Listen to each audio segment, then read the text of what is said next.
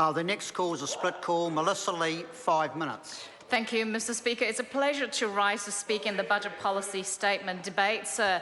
And I think it is important for this House to note what an amazing level of dedication and service our Finance Minister, Bill English, has given to this country and our government.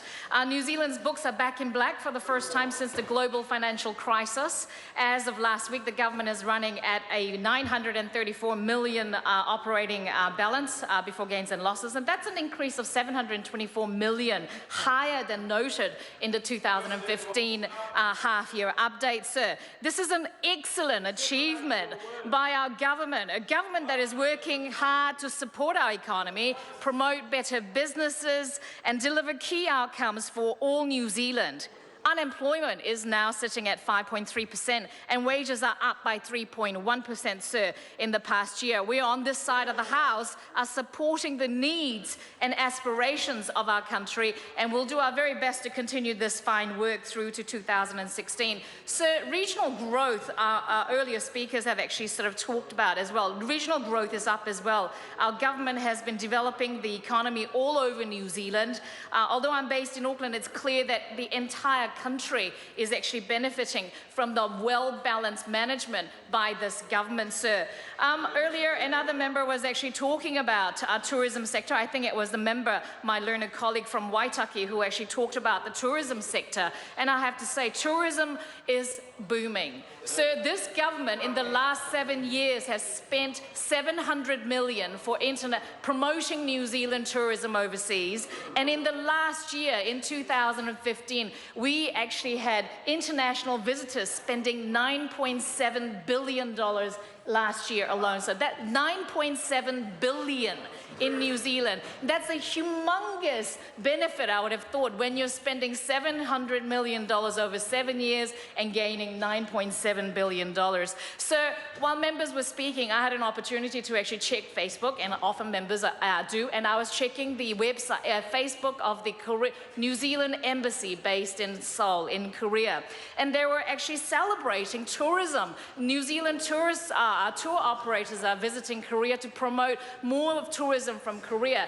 And tourism from Korea in last year, in 2015, is up 21% year on year. And with the FTA that was signed by this government, which actually came into effect in December 2015, lamb and beef duty have actually gone down. And now, apparently, restaurants are selling lamb. They're putting lamb on their menu because the duty, import duty to Korea, has actually dropped from 22.5% to 18%. So restaurants are celebrating New Zealand lamb and beef, and they're putting it on their menu, and what fantastic thing that is, sir. Today, a 9.6% increase in retail spending was noted for February over the same period last year, as well as a $5.7 billion increase in the GDP for the Auckland region. So this is coupled with a 3.7% increase nationwide, which shows that a great state our commercial sector is in, sir.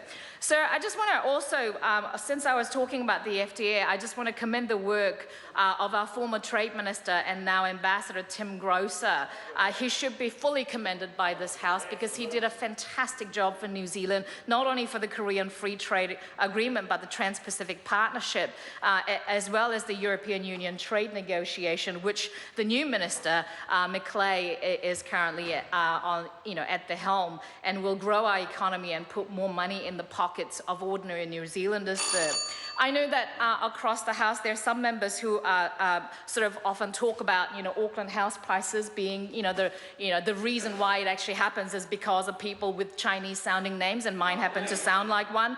And so I think we need to sort of recognize the fact that the role that migrant New Zealanders actually have in this country. And how long are migrants going to be called migrants in this country? I have spent 3/4 of my life in New Zealand, and I think I deserve to be called a New Zealander.